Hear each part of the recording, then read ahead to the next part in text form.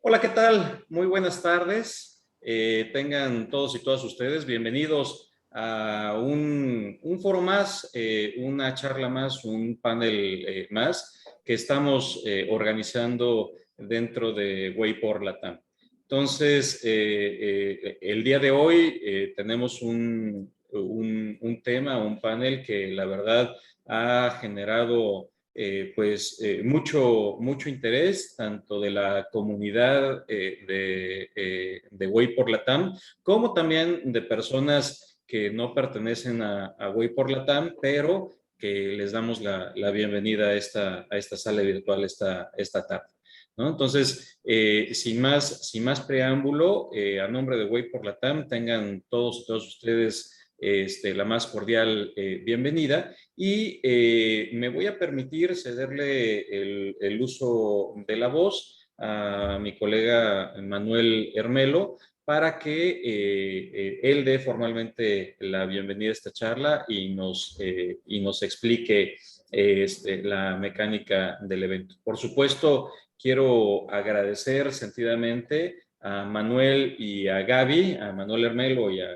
Gabriela Katterberg, por la iniciativa de esta charla, por la iniciativa de este panel y pues enhorabuena por esta conjunción de talentos que tenemos el día de hoy. Muchas gracias, Manuel. Muchas gracias, Gaby. Manuel, el micro es tuyo. Bueno, muchas gracias. Entonces damos comienzo a esta que es el sexto webinar que venimos haciendo desde Way por Latinoamérica. En estos encuentros virtuales hemos intentado abarcar distintas ramas de investigación como metodología y pandemias, elecciones y modo de recolección de datos, ciudadanía alimentaria, tolerancia hacia el colectivo LGTB, la delincuencia y su incidencia en el voto. Todos estos temas los pueden consultar en nuestra página web. Hoy tenemos este panel muy especial que se llama El género en la opinión pública, abordajes y nuevos desafíos en América Latina. Con Gabriela Katterberg, me fijé en el WhatsApp, iniciamos en abril las primeras conversaciones y hoy afortunadamente se concreta este webinar. Desde aquella legendaria frase de Simone de Beauvoir a fines de los años 40, no se nace mujer, se llega a serlo. Mucha agua ha pasado bajo el puente. También ha pasado no tanto tiempo desde que a fines de los años 80 algunos sociólogos como Ulrich Beck llamaron la revolución silenciosa a los cambios que ocurrían en el seno de las familias con la incorporación de las mujeres al mercado de trabajo, cambios económicos en la autoridad familiar y en los roles. Esta revolución silenciosa hoy se ha hecho visible, colorida y palpable a través de movimientos colectivos y acciones que han surgido a la esfera pública, como Ni Una Menos, los pañuelos verdes, el Me Too, entre muchos otros movimientos que buscan visibilizar la igualdad de derecho, de oportunidad, igualdad de trabajo, la discusión del cuerpo, el freno a la violencia de género, al acoso sexual, entre varios puntos más. Estas problemáticas han dado lugar a enfoques que se suelen denominar perspectiva de género. Estas aproximaciones son perspectivas, en primer lugar, porque suponen una mirada diferente, y son de género porque se pone el énfasis no en la división biológica del sexo, sino en la visión cultural, social y simbólica de lo que significa ser hombre o mujer, por ejemplo. Con Gabriela, tomando este contexto, hemos querido hacer este webinar un poco pensando en qué cambios generan los estudios de opinión pública este contexto, cambios en la investigación, en las categorizaciones. Esto fue un poco el motivo de este webinar. Tenemos a tres investigadoras que voy a presentar. Paula Magariño, consultora, investigadora experta en cultura de género, consumos e innovación, socióloga de la UBA con estudios de posgrado en teoría social, investigación de campo y sociología de la cultura, antropología cultural y política, género y políticas públicas en Flaxo, especialista en el diseño de metodologías de investigación y la articulación de técnicas y diversos enfoques con enfoque en género. Socia de Punctum, consultora codirectora del Laboratorio de Innovación, Culturas y Géneros, consultora de organismos internacionales, organizaciones de la sociedad civil y el sector privado, es docente de la Escuela de Posgrado de la Facultad de Ciencias Económicas de la UBA y del área de Crítica de Artes de la UNA. María Vázquez Piñón se define en primer lugar como feminista, maestra en Políticas Públicas y Género por la Facultad Latinoamericana de Ciencias Sociales Flaxo, licenciada en Ciencia Política por la Universidad Nacional Autónoma de México. Desde 2015 a 2020 fue investigadora en el Instituto Estatal Electoral y de Participación Ciudadana de Oaxaca. Entre sus líneas de investigación destacan participación política de las mujeres, igualdad de género, democracia y gobiernos locales, igualdad sustantiva y creación de políticas públicas con perspectiva de género. En 2020 se desempeñó como asesora de la consejera electoral del INE. De enero de 2021 a la fecha es subdirectora de investigación y formación en la Unidad Técnica de Igualdad de Género y No Discriminación en el INE. Ha publicado artículos académicos y participado en libros. Constanza Siley cuenta con más de 2 décadas de experiencia en investigación social y de mercado. Es cofundadora y directora ejecutiva de Voices. Fue gerente general de TNS Gallup Argentina. Ha coordinado una gran cantidad de proyectos multipaíses, trabajando tanto para organismos nacionales e internacionales, ONG y empresas. Es autora del libro Argentina Solidaria, es abogado y máster en Sociología en la Universidad Católica Argentina y tiene estudios de posgrado en negocios en London Business School y en Columbia University. Bueno, hechas estas presentaciones, los dejo con Gabriela Caterberg, que va a moderar esta. Bueno, muchas gracias Gustavo y muchas gracias Manuel por esta excelente presentación. Hoy contamos con el privilegio de tener a estas 3 grandes panelistas con mucho expertise en la temática opinión pública y género, o el género en la opinión pública, y la dinámica va a ser la siguiente. Les voy a hacer 2 preguntas a cada una de manera alternada. Tienen unos 7-8 minutos para cada pregunta, y luego vamos a tener unos 20 minutos para intercambios y preguntas y respuestas de todas las y los participantes. Entonces, comienzo la primera pregunta para Constanza. Constanza, ¿nos podrías compartir alguna de las características específicas de los estudios de opinión pública que realizaste enfocados en la problemática de género, y contar también en qué medida y en qué sentidos se diferencian de otros estudios, de otros relevamientos que has hecho? Así que bueno, te dejo. Bárbaro. Bueno, muchísimas gracias por la invitación. Nosotros venimos realizando estudios sobre género y sobre el rol de la mujer desde los inicios de Gallup en la década del 80. Lo que es interesante ver es que antes, en general, los temas relacionados con género eran parte de otro estudio. En cambio, ahora, en la actualidad, ya hace varios años, hay muchos estudios que tratan específicamente acerca de la problemática de género. Y lo que nosotros vemos y nos animamos a decir es que prácticamente no hay ningún estudio que se pueda realizar hoy sobre ningún tema social, sea inmigración, sea pobreza, sea adultos mayores, sea niños y adolescentes, que no requiera y exija en forma expresa por los organismos contratantes de una perspectiva de género. Hoy la perspectiva de género tiene que estar presente en todas las investigaciones. Como hallazgos, nosotros lo que vemos en los estudios es que hay una gran diferencia entre lo que son las creencias y los valores y las conductas. Vemos que las creencias y los valores han mejorado mucho en pos de una igualdad, pero cuando vamos a las conductas, por ejemplo, lo que tiene que ver con la organización interna del hogar, vemos que esto no se verifica. Hay una brecha muy grande en este tema entre lo que se dice, se piensa y lo que después termina ocurriendo.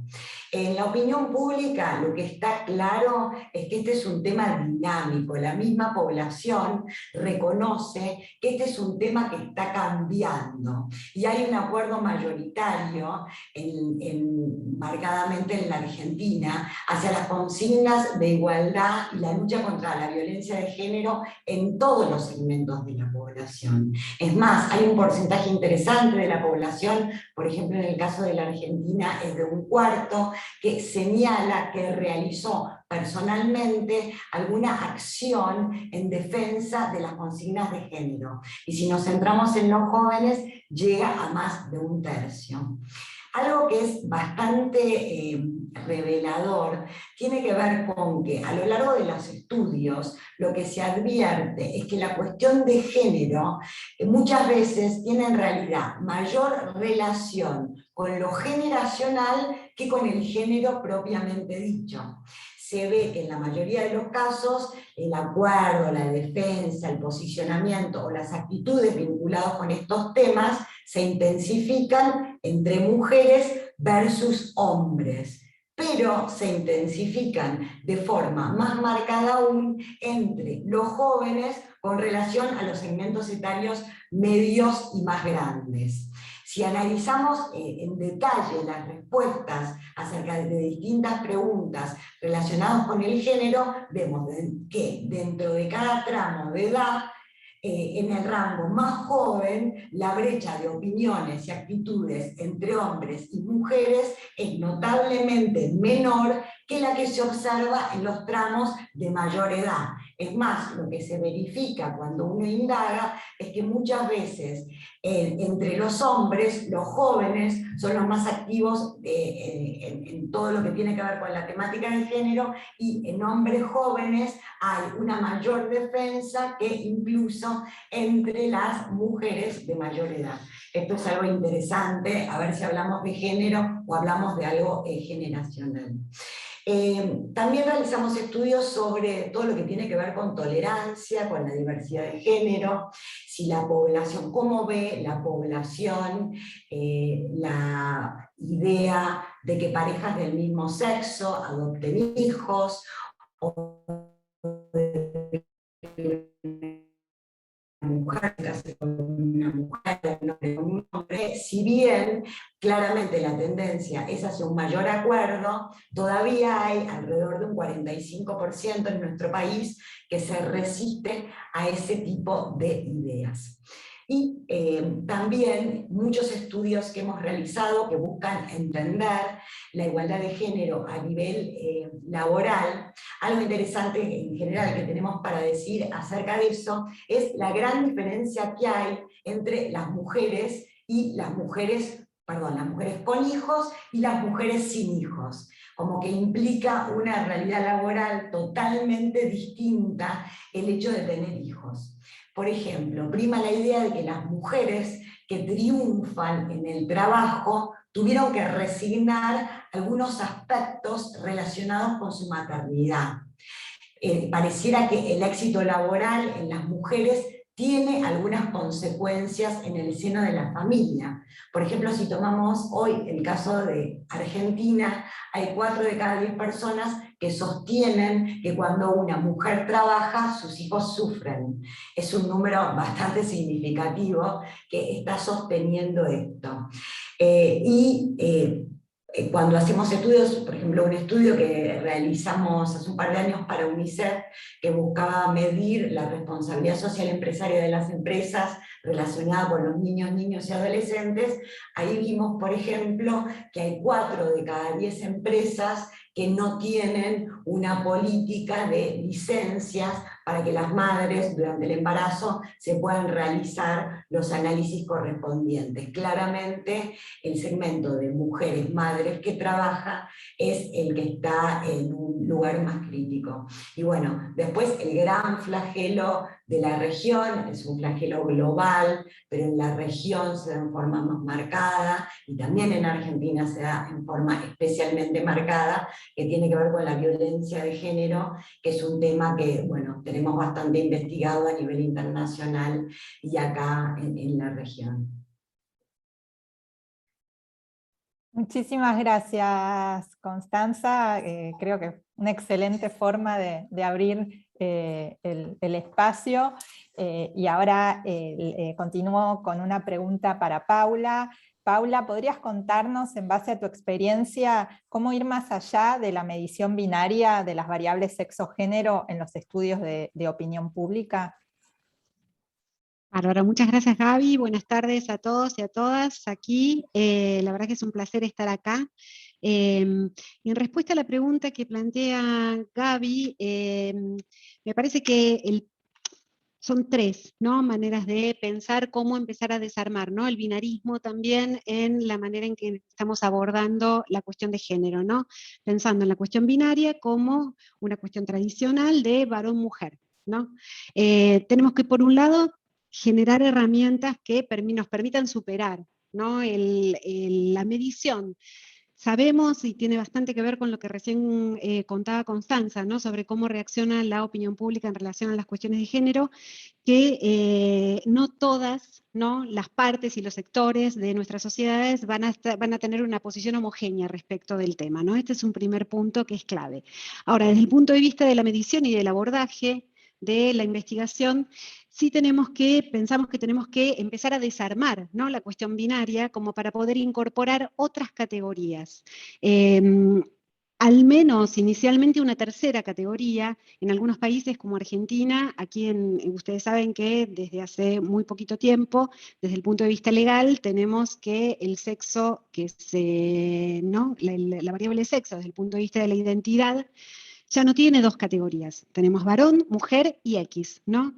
Por supuesto que los movimientos sociales pueden disputar la idea de la X, sin embargo, habilita, ¿no?, y habilita desde el punto de vista del Estado que tengamos esta tercera categoría.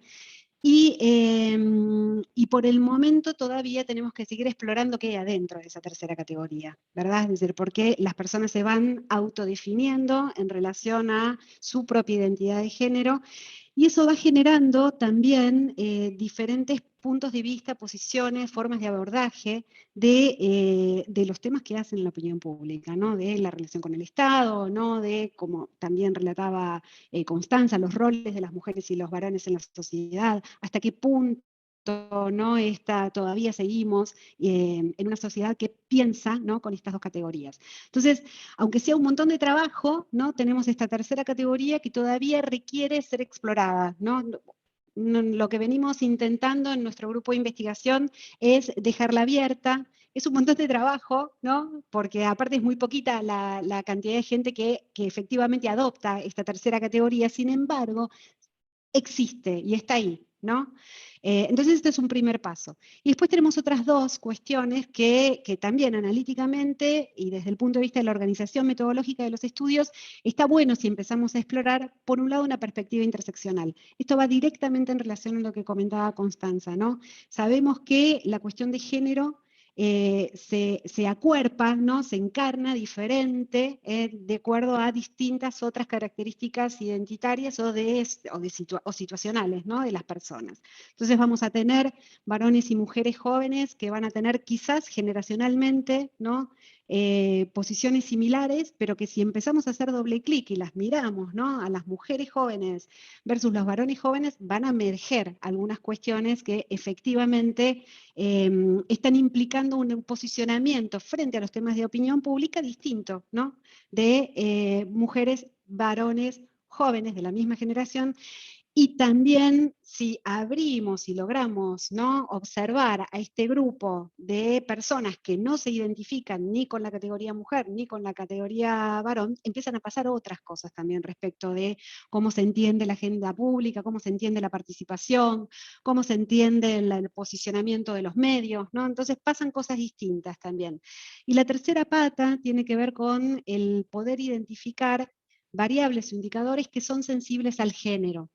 Y esto también nos da como un apoyo de triangulación fuerte en la manera en que vamos interpretando estos cambios, porque hay un montón, Constanza también decía, me apoyo en vos, Connie, un montón, digo, pero porque acabas de contar datos, ¿no? Digo, pero se viene investigando esto primero como variable analítica y después como tema, ¿no?, hace un montón de tiempo.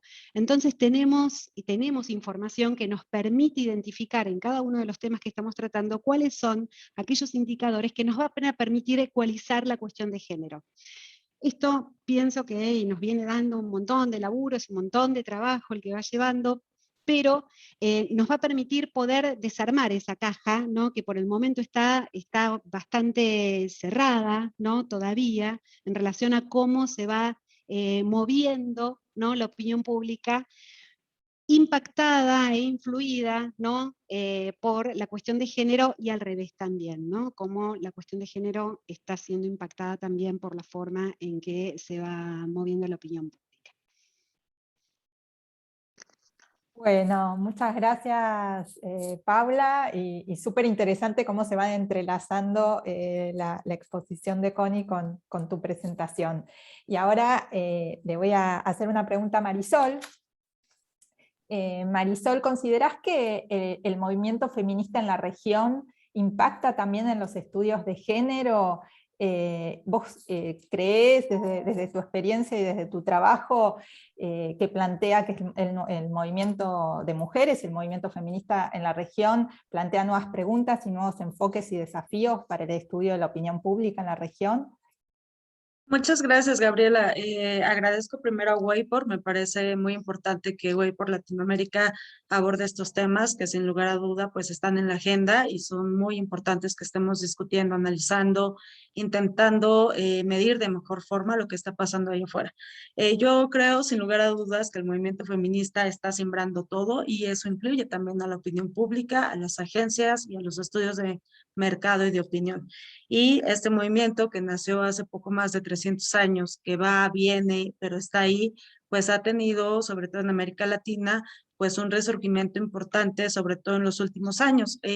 Ustedes recordarán las últimas marchas del 8 de marzo, previos a la pandemia, la cantidad de mujeres que salieron en todos los países de América Latina para exigir mejores condiciones de igualdad, para exigir que no nos asesinen por el hecho de ser mujeres y en general pues mejores condiciones para poder vivir, ¿no? De manera de manera plena en espacios libres de violencia y sin discriminación. Entonces, este movimiento que está ahí latente, que está en las calles, que se está manifestando en la academia, en los espacios, en la política, en los medios de comunicación, pues sin duda alguna creo que también tiene que impactar a las agencias de investigación. Las agencias de investigación, también hay que decirlo de forma muy clara, son instituciones generizadas, es decir, que están atravesadas por el género y que por mucho tiempo estuvieron dirigidas solamente por hombres que tenían ciertas visiones, ciertas preguntas y ciertos enfoques de temas que les interesaban. Entonces, cuando vemos estos cambios sociales, me parece que lo adecuado es que pues a la par de los cambios de la sociedad, pues sea también un cambio de cómo podemos estudiar mejor a través de la opinión pública, pues lo que está pasando. Y eso implica hacer nuevas preguntas y tener nuevos enfoques y también tener nuevas estructuras dentro de las agencias, porque la realidad es que la mayoría de quienes dirigen las agencias de opinión pública siguen siendo hombres y quienes están en los espacios de toma de decisiones son hombres. Entonces, eso lo tenemos que ir cambiando paulatinamente. Yo creo plenamente en la paridad y creo también en la participación de las mujeres en todos los espacios de toma de decisiones, porque eso cambia la visión de las cosas, ¿no?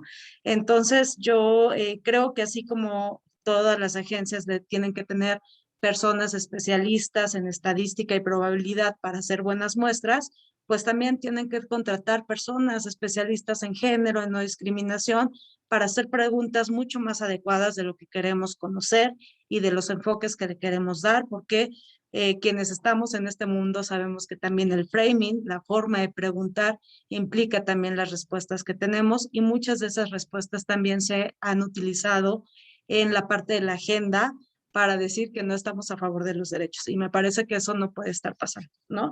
Entonces sí creo que hay que repensar las preguntas, hay que repensar los enfoques y eso pasa por tener especialistas ahí. Yo me acuerdo que cuando trabajé muchos años en una agencia de investigación y cuando estábamos impulsando que se usara lenguaje incluyente para preguntar las preferencias de las mujeres, para hacer candidatas como presidentas de la República, bueno, se armaban unos debates interesantísimos porque nos decían que la palabra correcta era presidente. Entonces, que no quisiéramos impulsar esta idea de preguntar si votaría por una mujer como presidenta de la República. Pero quienes ya traíamos esta formación, pues sabíamos que el lenguaje es algo político y el lenguaje importa. Entonces, pues la verdad es que fuimos avanzando, estas discusiones se dieron ya hace 5 años, yo espero que ya las preguntas de algunas agencias que tienen que ver con participación política incluyan a las mujeres, porque además todos los países de América Latina o tienen cuotas o tienen paridad. Entonces, si seguimos preguntando quién va a ser el presidente de la República, quién va a ser el próximo gobernador, pues me parece que ahí también estamos invisibilizando todo este avance que ha habido para que las mujeres participen precisamente en estos espacios. Entonces, ese es un tema, el uso del lenguaje incluyente, el no solamente preguntar si están, por ejemplo, en contra del aborto, sino ir mucho más allá, porque a veces este tipo de respuestas también se utilizan para argumentar que incluso las mujeres están en contra de la despenalización del aborto. Pues claro que sí, porque las mujeres también vivimos en este sistema patriarcal que estamos inmersas y que además lo reproducimos, pero me parece que podríamos hacer preguntas mucho más interesantes de por qué las mujeres están en contra, de dónde está fundamentada esa idea, si es algo religioso, si es algo social, si es algo familiar, y no solamente decir que estamos en contra y que entonces no debe haber mejores leyes en el tema, ¿no? Lo mismo para el matrimonio igualitario, lo mismo para todos estos temas que tienen que ver con enfoques de género, no discriminación, y que ahí están presentes, ¿no? Entonces sí creo que debe de haber nuevas preguntas, nuevos enfoques, y eso pasa por nuevas estructuras, sin lugar a duda, dentro de las agencias. Y bueno, creo que con eso respondería un poco la pregunta. Muchas gracias.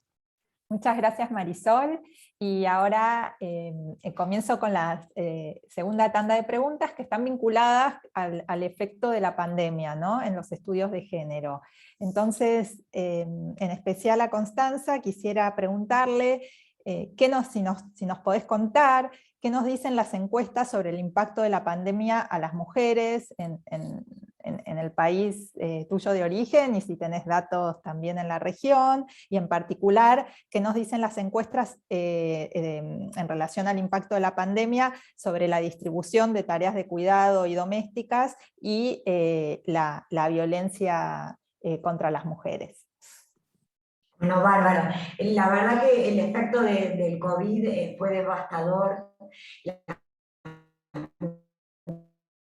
mujeres fueron especialmente más el COVID y la cuarentena. En la esfera laboral las mujeres perdieron más trabajos que los hombres, también en una mayor proporción estos trabajos que las mujeres perdieron eran informales, con lo cual no solo lo perdieron, sino que quedaron sin protección, también en una mayor proporción cuando había que decidir cuál de los dos miembros de la pareja, digamos, resignaba su trabajo, porque había que cuidar a los chicos que ya no estaban más en el colegio, sino que estaban en casa. Son las mujeres las que más resignaron esos trabajos.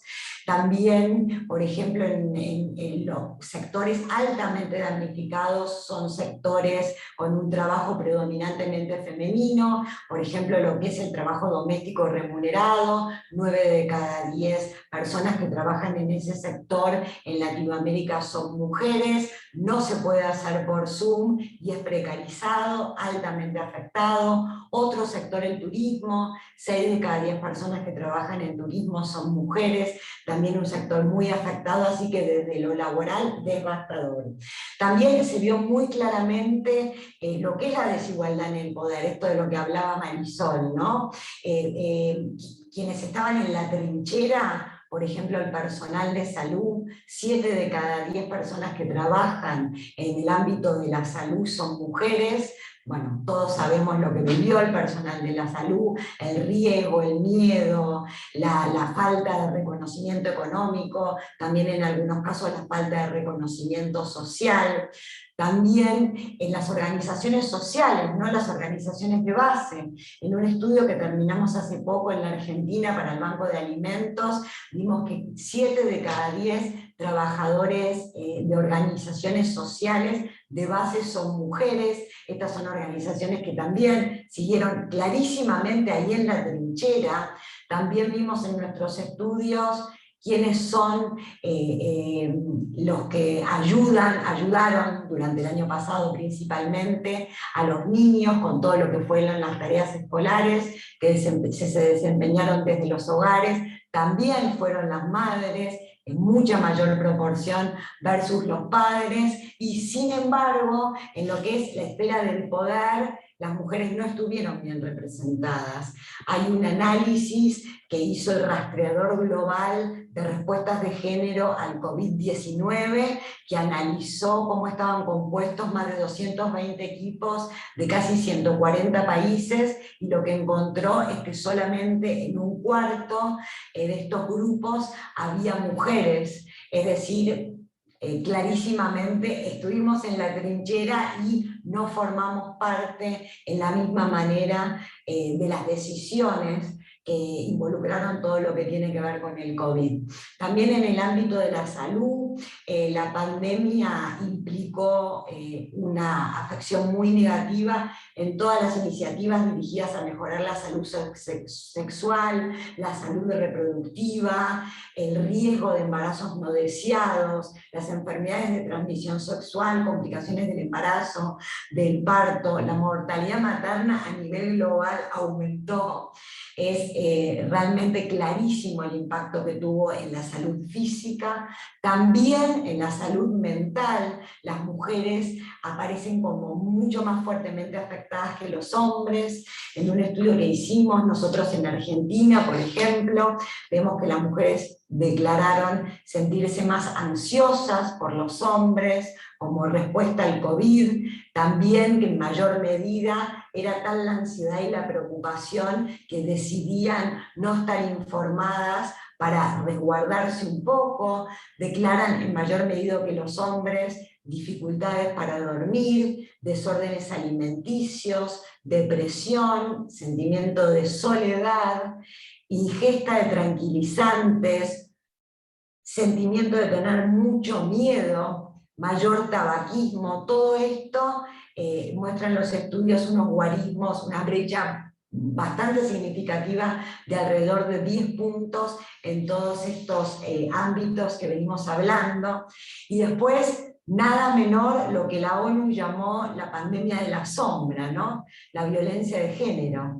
Especialmente el año pasado, durante la cuarentena, vimos que todos los delitos descendían, salvo uno, que es el femicidio, que acá en la Argentina se mantuvo constante y en algunos lugares incluso aumentó.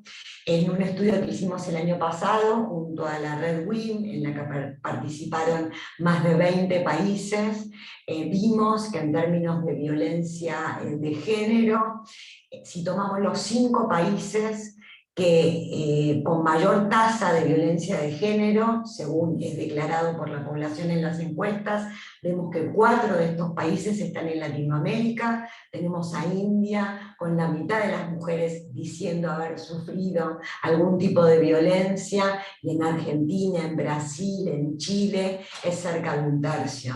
Así que, bueno, claramente el tema de la violencia de género fue una de las principales conclusiones negativas de la pandemia. También el crecimiento de matrimonios infantiles no es una problemática específica de nuestra región, pero sí a nivel global. Vemos como gran conclusión que las mujeres fueron de los segmentos de la población más afectados, junto con los jóvenes y los sectores más vulnerables. Muchas gracias, Constanza.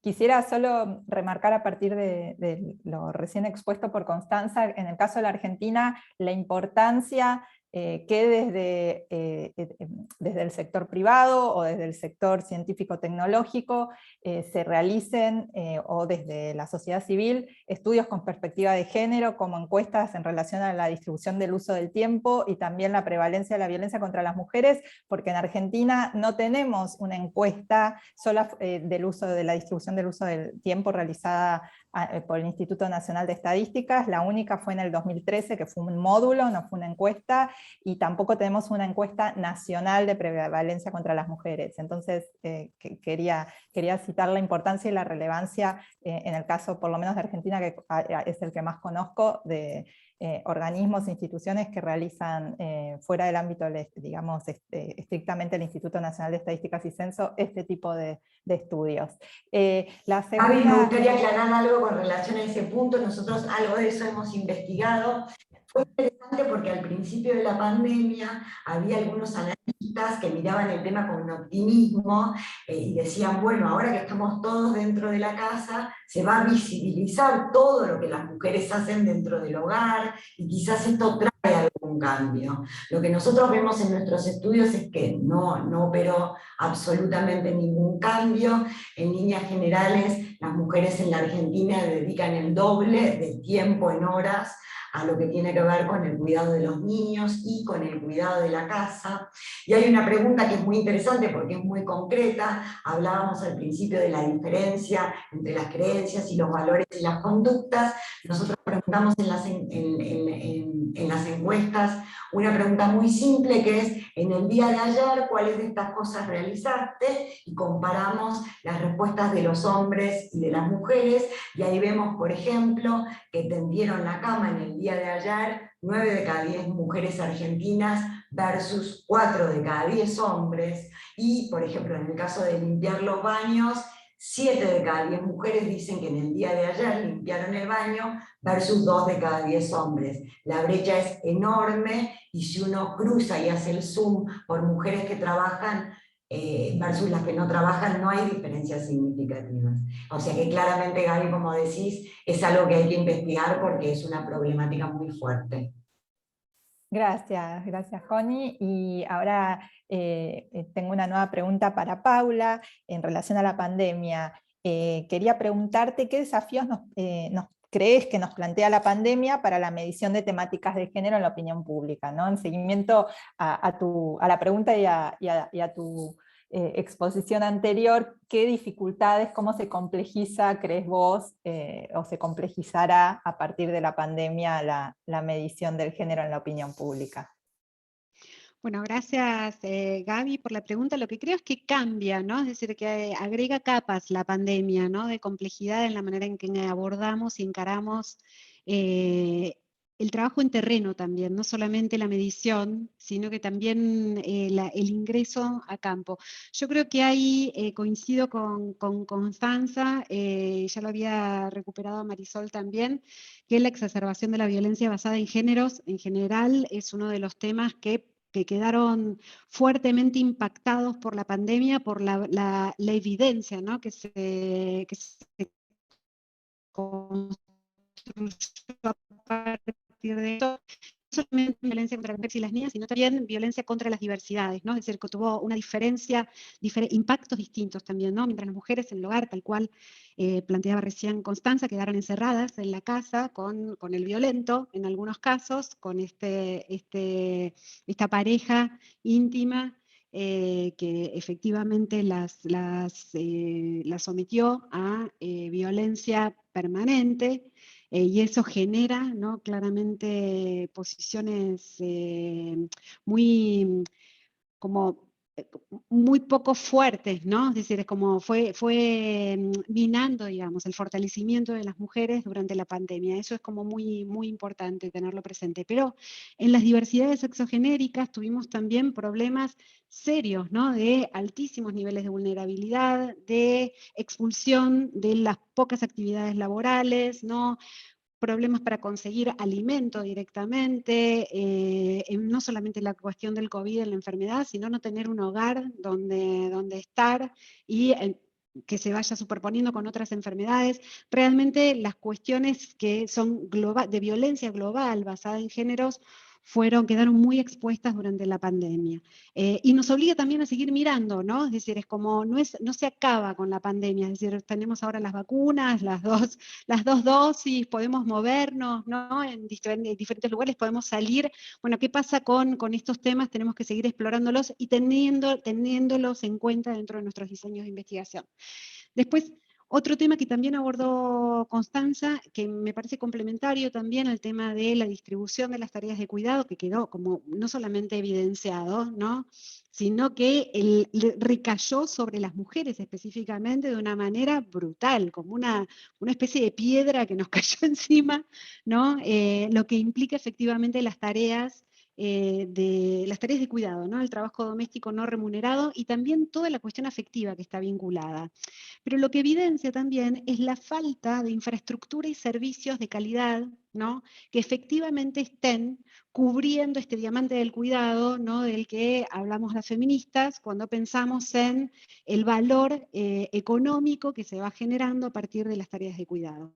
Ustedes saben que en Argentina se midió el año pasado, el Ministerio de Economía midió el peso en el PBI de las tareas de cuidado y alcanza alrededor del 16%, más que la industria, ¿no? El 16% del PBI de nuestro país, de la República Argentina, se puede explicar a partir de las tareas de cuidado. Entonces, que no haya una infraestructura de servicios, lo que está evidenciando también es que queda plegado sobre el cuerpo y el tiempo de vida de las mujeres, el hacernos cargo, ¿no? De las cuestiones de cuidado. Entonces, cuando nuevamente estamos abordando las cuestiones de opinión pública, tenemos que saber que esta doble carga laboral, la de el cuidado con ese pliegue afectivo, ¿no?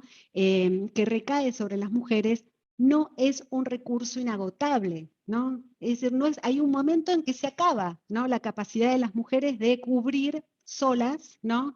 Estas tareas. Entonces es realmente muy, muy clave empezar a pensar, a partir de la pandemia queda muy clara, pensar el tiempo de trabajo que invertimos las mujeres en las tareas de cuidado como un recurso que se agota también, ¿no? Segundo punto clave. Y la tercera, que se nos vino muy encima, más concreta, ¿no? En relación a la forma en que trabajamos en campo durante la pandemia, que es la brecha digital de género.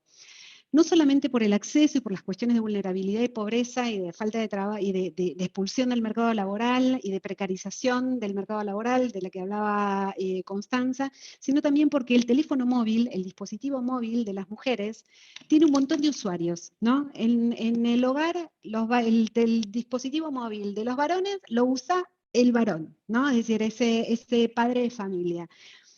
En el hogar donde hay una mamá y hay un montón de niños y niñas que tuvieron que cumplir con tareas escolares durante la pandemia, en gran parte de los hogares hay muy poco sembrado de otros equipos, ¿no? de computadores, por ejemplo, pasaron a ser realizadas en los dispositivos móviles de las madres. Entonces era el único dispositivo que efectivamente estaba en uso en ese hogar.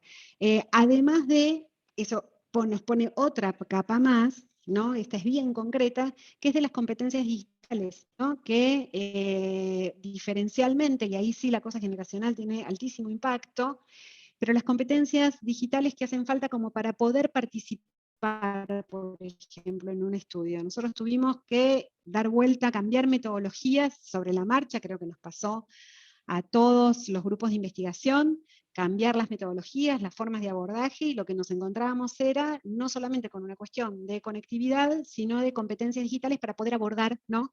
El trabajo de campo, ¿no? Gente que efectivamente teníamos que ir haciendo como una capacitación por el camino. Y por el otro lado, el tercer punto que tiene que ver con esto mismo es que también evidencia la falta de política de los estados en toda América Latina para proveer conexión a Internet como un servicio básico realmente, como el agua, como la luz, porque lo que teníamos era mucha variabilidad en diferentes países según los planes de acceso a datos que podían brindar las compañías privadas. Entonces, por ahí podíamos tener en Paraguay mejor acceso porque justo una de las empresas de telefonía móvil daba WhatsApp libre, ¿no? Entonces podíamos llegar a conducir entrevistas y hablar con la gente por eso. Bueno, eso realmente genera como una serie como un bacheo, ¿no? De desigualdades de diferente tipo. Así que creo que con eso respondo a la pregunta. Perdón si me excedí con el tiempo. No, Gaby. por favor.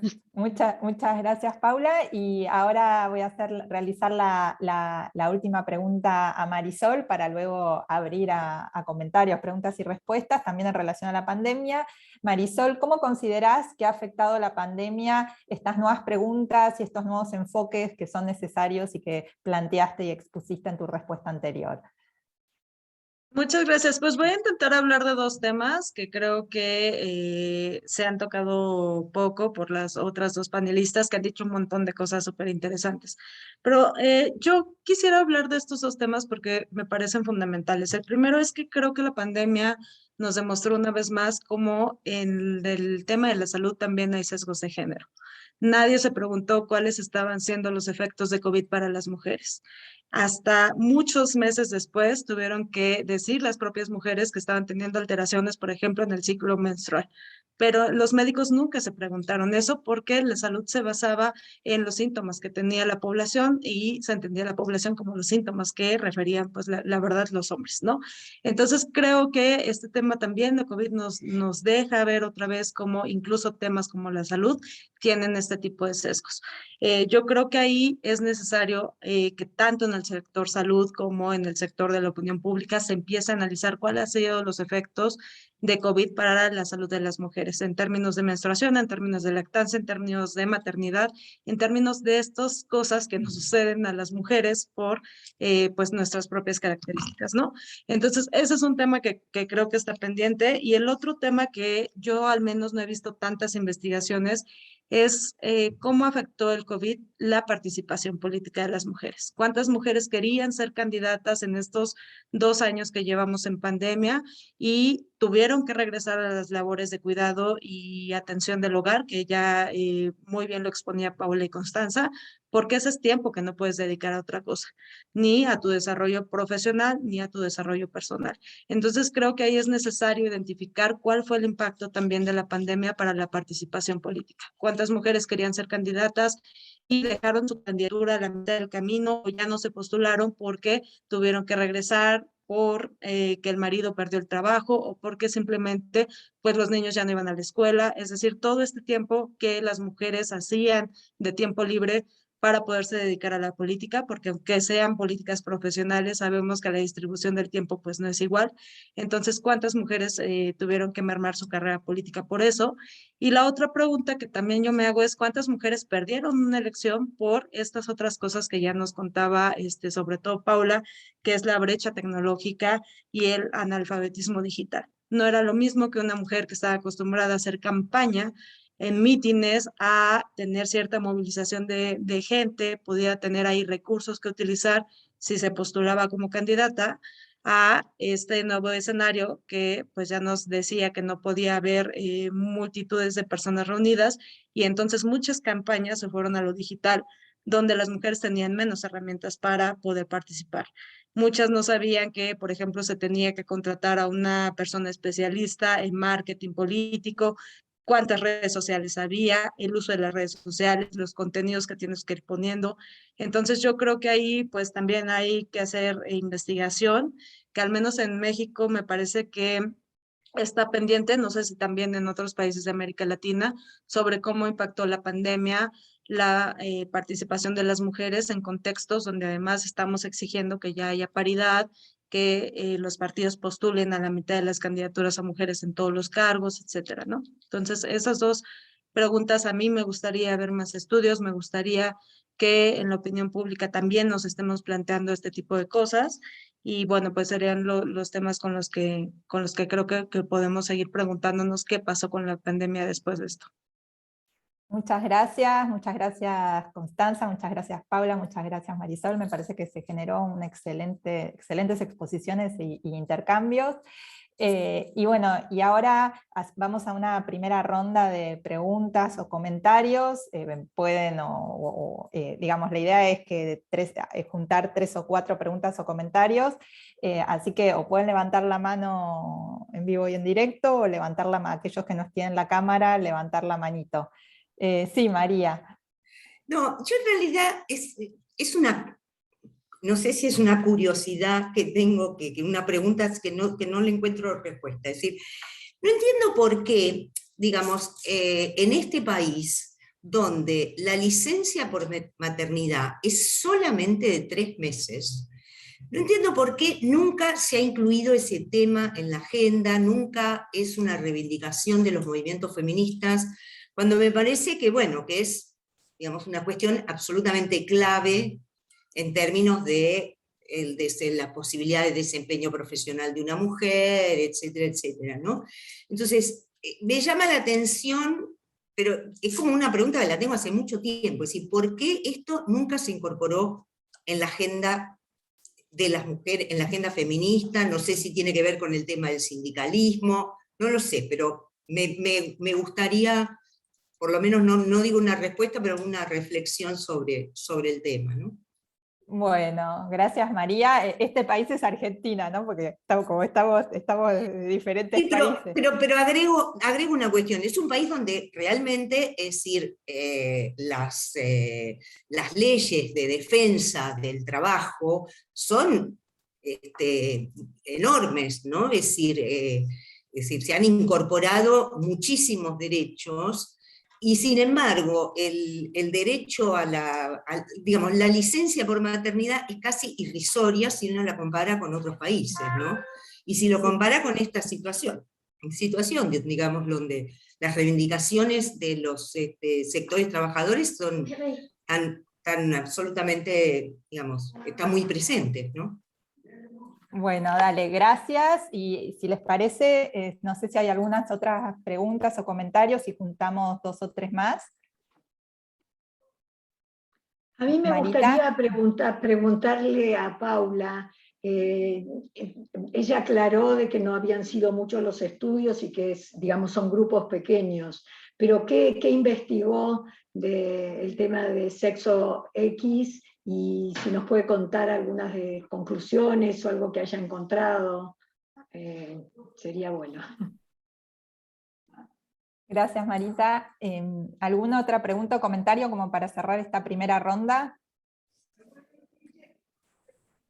Bueno, a mí me gustaría, sí, hacerles una Fabián. pregunta a partir de, bueno, complementando lo que Marita y María comentaron, y es otra perspectiva, ¿no? Nosotros tuvimos una presentación de Lucas sobre, bastante provocadora, porque él estudiaba hasta qué punto la ascensión de los derechos de minoría, y muchas veces se engloban las cuestiones de género o de mismo sexo como tales, terminaban despertando una reacción negativa, un backlash en la mayoría. Y lo que encontraba a partir de los datos de la POP a lo largo de un periodo de más de 10 años era de que no se generaba este tipo de reacción conservadora.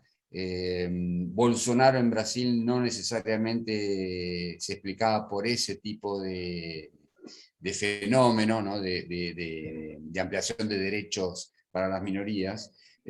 Aún así quedó tanto en la presentación como posteriormente pendiente ahí en el aire el tema de, bueno, hasta qué punto eso lo estamos viendo en diferentes contextos. Y a mí, en ese sentido, me gustaría traer una vez más ese tipo de cuestionamiento. ¿Hasta qué punto ustedes ven reacciones adversas en estos diferentes contextos, fruto de esa gradual pero consistente, continua ascensión de derechos de género y de sexualidad? Bueno, empezamos con estas 3 preguntas, comentarios. No sé cuál de las panelistas quiere empezar. Bueno, yo tengo una pregunta directa de Marita que, si les parece, abordo, porque mira, en la medición de incorporando la tercera categoría, otra identidad de género, lo que venimos encontrando ya consistentemente de hace unos 3 años aproximadamente es que tenés en una muestra general alrededor de un 1%, ¿no? que adopta la categoría, ¿no? Y la verdad es que cuando tenemos alrededor, ¿no? del 1%, sí. Y cuando la abrimos adentro, tiene una diversidad tal, ¿no? que la verdad es que todavía no podés, no solamente porque no te da la muestra a veces, ¿no? sino que no podés llegar a describir, ¿no? este grupo que es diverso en sí mismo, ¿no? que se identifica y que asume, ¿no? la diferencia de por lo pronto se desmarca del binarismo, ¿no? Yo creo que en el medio, y eso lo hemos por ahí también detectado cualitativamente, hay alguna cosa juguetona en decir, bueno, digo otra de identidad de género y respondo esto, que también es interesante como posición. Es decir, porque estás eligiendo de todas maneras, ¿no? Jugar con la idea de clasificarte de una manera que no es binaria. Entonces, ya en ese sentido también está planteando un posicionamiento subjetivo que es peculiar y es diferente a lo que tradicionalmente seguíamos reproduciendo. Ahora, también ocurre, tal como decía Constancia, es que tenemos un quiebre generacional muy fuerte, ¿no?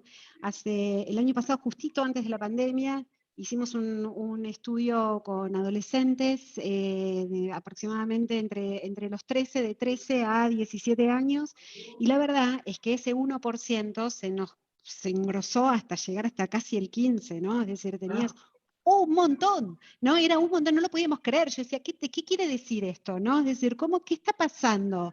Por un lado, es como feminista de corazón decir qué bien esta generación nueva, ¿no? Que no tiene miedo de responder. Eso es como el primer punto, es decir, no está teniendo miedo de responder desde la propia identidad, ¿no? Más allá de que, y engancho un pelín con lo que preguntaba Fabián, de que efectivamente los retrocesos se detectan, ¿no? Es decir, y el backlashing existe y está ahí, y nos tenemos que hacer cargo de esto.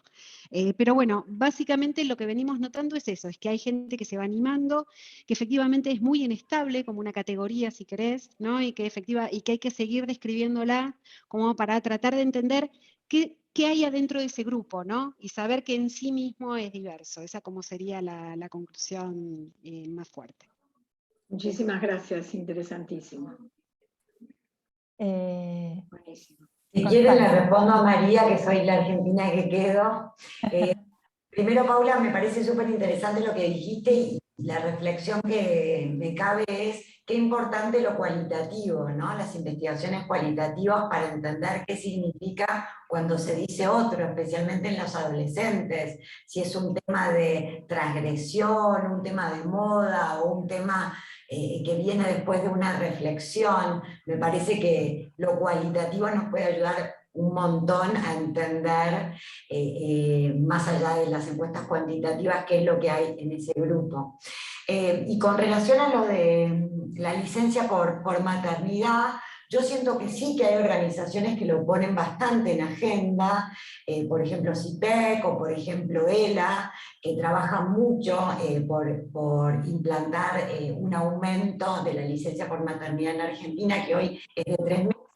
Lo que me parece interesante de la posición que en general adoptan este tipo de organizaciones es que no solo abogan por un aumento de la licencia de maternidad, sino por un aumento de la licencia de paternidad, que hoy en Argentina es de 2 días, porque es ahí, ¿no? Cuando se equipara, cuando las parejas tienen opción de decidir quién se lo toma, si se lo toman los dos, o cómo se distribuye en ese tiempo, que realmente se llega a todo lo que es como igualdad. También nosotros trabajamos bastante para una ONG que se llama Liga de la Leche, que brinda apoyo a madres que quieren amamantar, y lo que vemos ahí en esos estudios, cuando las mujeres quieren volver a trabajar y quieren seguir amamantando a sus bebés, es que hay un montón de temas relacionados con la dificultad que tienen estas mujeres para preguntar dónde me saco leche, cómo hago, cómo hacemos con la hora de lactancia.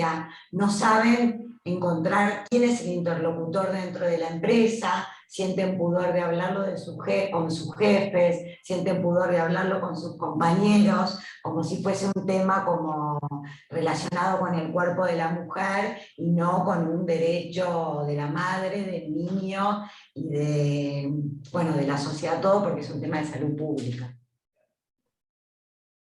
Gracias, Connie. Y Marisol, no sé si querés hacer alguna referencia a las preguntas, comentarios. Bueno, yo creo que uno de los grandes retos de la opinión pública tiene que ver con, creo que existe una idea bastante general de que somos sociedades iguales. Y eso a veces traducirlo en investigación me parece que cuesta trabajo porque pareciera que si nos va mal a hombres y mujeres, que la corrupción nos afecta igual, que la violencia nos afecta igual, que todos estos temas laborales y de inclusión nos afectan igual, que si estamos mal en los países latinoamericanos, pues nos va mal a los hombres y a las mujeres en general, ¿no? Y creo que aquí lo interesante de las nuevas preguntas, los nuevos enfoques y en general lo que estamos hablando en el panel, pues tiene que ver con nuevos imaginarios también desde la propia perspectiva de cómo lo preguntamos, qué preguntamos, partiendo de la idea de que existen sesgos por ser hombres y por ser mujeres, ¿no? Entonces creo que ese es pues el gran reto que tienen las empresas de opinión pública de mercado. Creo que están haciendo algunos estudios muy interesantes. También desde el gobierno se están haciendo quienes tienen, por ejemplo, estos datos oficiales, como en México tenemos INEGI, en Argentina existe el Instituto de Estadística. Bueno, así es también. Existe cada vez más un interés por ver estos sesgos de género, por preguntarle cosas directamente cómo afectan a las mujeres y cómo afectan a los hombres. Y creo que eso es muy importante para generar políticas públicas, porque también si partimos de ideas equivocadas, de preguntas equivocadas, lo que vamos a tener pues son diagnósticos malos de cómo podemos atender estas brechas, estas desigualdades, la violencia que sufren las mujeres, que la enfrentan todos los días, etcétera, ¿no? Entonces, lo que yo veo es que hay adelantos, pero pues también, pues nunca faltan las voces que demandan que esta no sea una agenda y que no sea una agenda que se imponga a la sociedad. Entonces, yo creo que ningún derecho está garantizado históricamente. Hemos visto cómo la menor crisis económica impacta sobre todo los derechos de las mujeres y bueno, pues hay que estar muy atentas y atentos para que pues eso no suceda en lo que ya llevamos avanzado, ¿no? Muchas gracias. Gracias, Marisol. Y bueno, tenemos tiempo para una segunda ronda de preguntas o comentarios. Gustavo, ¿sí? Gracias, Gaby. Oigan, pues muchas felicidades a las tres panelistas. Creo que ha sido muy, muy rica la discusión y la contribución y sus perspectivas. Creo que esto que comentan no es menor. Tienen mucha razón en cuanto dicen que existen muchos escenarios, muchas situaciones sociales que afectan de forma desigual a hombres y a mujeres, y no solamente a hombres y a mujeres, sino también a personas que no se autoidentifican como hombres o como mujeres, ¿no? Creo que esta parte que nos decían que a lo mejor puede ser, por ejemplo, un 1% o un porcentaje pequeño que dentro de sí mismo es muy diverso y que poder describirlo sí implica pues un esfuerzo extraordinario, pero creo que es muy importante de alguna forma sí enmarcarlo porque luego a veces la deformación estadística que tenemos algunas personas, pues nos lleva a tratar de generalizar grupos que en general sabemos que son distintos al interior. Y eso creo que tiene o podría llevar a invisibilizar situaciones sociales que se nos están presentando hoy en día en la sociedad y que ahí están y que son una problemática y que creo yo que al invisibilizarlos, pues no existe la debida atención de política pública para solucionarlos. Me parece muy relevante todo lo que han apuntado y les comento una cosa. Por ejemplo, nosotros, bueno, yo desde una institución pública en México, simplemente a la hora de exhibir un cuestionario o una cédula de identificación, pues a veces para un grupo de personas ya no es suficiente el que esté hombre o mujer, sino ya hay una exigencia de personas que no se identifican con hombre o con mujer y que reclaman como derecho el que se ponga una categoría diversa, ¿no? Y creo que esto es algo que viene sucediendo en muchos lados. La parte, y regreso para la pregunta, creo de alguna forma que hay veces que las agencias de opinión o quienes estamos involucrados en alguna elaboración metodológica de algún cuestionario para algún organismo internacional o simplemente de seguimiento, a veces cuesta trabajo frasear de forma diferente porque se perdería una serie de muchos años, ¿no? De muchos años. Y sin embargo, esto no se hace, pero en realidad hay muchas cosas que necesitarían frasearse inclusive con un lenguaje de género distinto. Porque la propia pregunta excluiría hoy día una respuesta de un segmento de la sociedad que no se asume parte, ¿no? Como probablemente una forma de preguntar de hace 10, 15 o más años. En concreto, con todo esto, la pregunta para ustedes sería, ¿qué recomendaciones podrían hacernos a los quienes estamos el día de hoy en la sala o a quienes hacen este tipo de investigación para poder abordar de mejor forma con un lenguaje de género, inclusive las preguntas que se están desarrollando o los problemas que se quieren o que el excluir con un lenguaje de género adecuado la exclusión de los problemas que se pueden como atender y desarrollar, porque a partir de las preguntas es como se hacen los diagnósticos, bien decía Marisol, ¿no? Y una mala pregunta nos puede llevar a un mal diagnóstico. Cierro mi micro, gracias Gaby.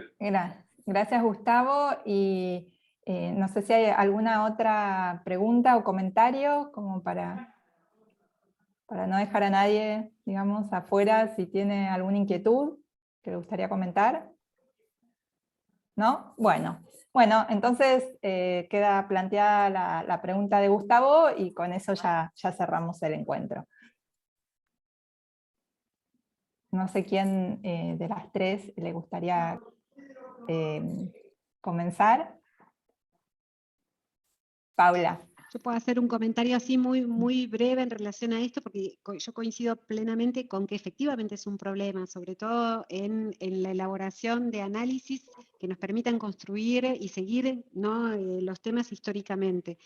Creo que es un momento de transformación y que entonces, por ahí lo primero es pensar que como es un momento de transformación, necesitamos transformar también nuestras herramientas. Y como decía Marisol, eso requiere como un cambio que no es solamente, es la forma de preguntar, pero es quiénes preguntan, desde dónde preguntan, qué formación tienen. Marisol lo dijo con claridad en su primera intervención, ¿no? Es decir, si no tenemos en las agencias personas que estén formadas, ¿no? En perspectiva de género, nos faltan elementos. No es que solamente con una receta, sino que como hay que ir amasándolo, decimos quizás en Argentina, que me parece que la presencia de especialistas en las agencias es una de las claves, ¿no? Como para poder empezar a construir hacia adelante. Gracias, Paula. Constanza. Como un comentario ya para cerrando. Me pasa que la quería escuchar a Paula y ahora a Marisol. La quería escuchar a ella, no. Bueno, yo reproduje el orden de la vez anterior. Perfecto. Marisol, Yo creo que la pregunta de Gustavo es súper interesante porque sí muchas agencias creen que la riqueza de sus datos está precisamente en las series históricas que tienen, ¿no? Porque ahí vas narrando cómo se dio el cambio social, incluso estas líneas de tiempo que hace Pew y que le va marcando qué pasó en cada pico o en cada cresta. Eso es como muy interesante. Pero si de entrada teníamos malas preguntas, yo sí creo que la recomendación sería renuncien a esas preguntas y empiecen a preguntar cosas nuevas. Y yo sé que no, o sea, no es fácil hacer eso, pero recuerdo una pregunta que se hacía en México, que era algo así como, ¿usted cree que México está preparado para que haya una mujer presidenta?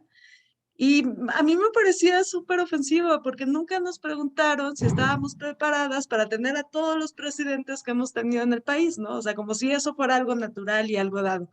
Entonces, si lo que querían preguntar era si había obstáculos para que las mujeres llegaran a ese cargo, me parece que hubiera sido otra la pregunta con otras las opciones de respuesta y otro el enfoque que podía haber hecho, ¿no? Entonces sí creo que pues las agencias tienen que hacer una revisión de sus series históricas, de las preguntas, de lo que están indagando, de cómo lo están reportando. También otra anécdota que tengo padrísima aquí en México es que en un programa de televisión hacen un foro para hablar sobre la despenalización del aborto y los comunicadores son 2 hombres y los presentadores de las agencias de investigación son otros 4 hombres. Entonces había 6 hombres en esa mesa hablando sobre lo que opinaban en México las personas sobre el aborto. Y no es que ellos no tengan una voz para estar ahí, por supuesto que sí, pero me parece que el mensaje hubiera sido muy distinto si hubiera una mujer de cada agencia, que además tienen que formar ahí cuadros para que también puedan tener este tipo de voces hacia afuera, que estuviera presentando esos datos, que eran igual de válidos, igual de importantes, pero que sí me parece pues que ahí tienen que hacer también un esfuerzo mucho más importante porque también haya voceras, pues mujeres y también de la diversidad sexual, ¿no? Y algo que quería decir hace rato y se me olvidó es que también un estudio del Pew decía que, por ejemplo, el cambio de percepción sobre las personas de la diversidad sexual se había dado, como que habían visto una mayor aceptación de que pudieran casarse, pudieran adoptar niñas y niños, etcétera. Y luego les preguntaban esas personas qué había hecho que cambiaran su opinión. Y muchas personas dijeron que habían cambiado la opinión a partir de haber conocido una persona de la diversidad sexual, haber convivido con ella y que entonces habían cambiado la opinión de si se podían casar, de si podían adoptar, etcétera, etcétera. Entonces creo que ese tipo de estudios son necesarios acá para entender cómo también se va modificando la opinión en estos temas, ¿no? En legalización de la marihuana, en otro tipo de cuestiones delicadas, digamos que han sido conservadores históricamente. Bueno, ¿por qué estás viendo este cambio? Y bueno, eso sería la contribución que yo tendría en esta, ya para finalizar y cerrar mi intervención. Muchas gracias. Muchas gracias, Marisol. Y Constanza, te damos la palabra. No, nada más que un último comentario bueno, reitero como la importancia que me parece que tiene en este momento para estas problemáticas incorporar el ámbito cualitativo, estudios cualitativos y también lo que son las entrevistas previas cognitivas. Uno está acostumbrado a hacer encuestas piloto, pero quizás no en todos los estudios se toma el tiempo de hacer entrevistas cognitivas que requieren, bueno, una mayor duración, como me parece. Estas temáticas hay que pensar a considerarlas en forma más fuerte. Bueno, muchísimas gracias, fue súper enriquecedor, creo que se generaron un montón de nuevas cuestiones, de nuevas preguntas, ese siempre es el propósito, así que esperamos, no creo que ya este año, pero para el año que viene hacer una especie de follow-up y tener otro encuentro. Muchas gracias a todos. Yo daría por finalizado, excepto que alguien diga lo contrario. Bueno, muchas gracias y bueno, desde Buenos Aires por lo menos, buenas noches. Gracias. Muchas gracias. Muchas gracias. Muchas gracias. Gracias, saludos a todos. Gracias, saludos. Felicitaciones a las disertantes. Hasta luego.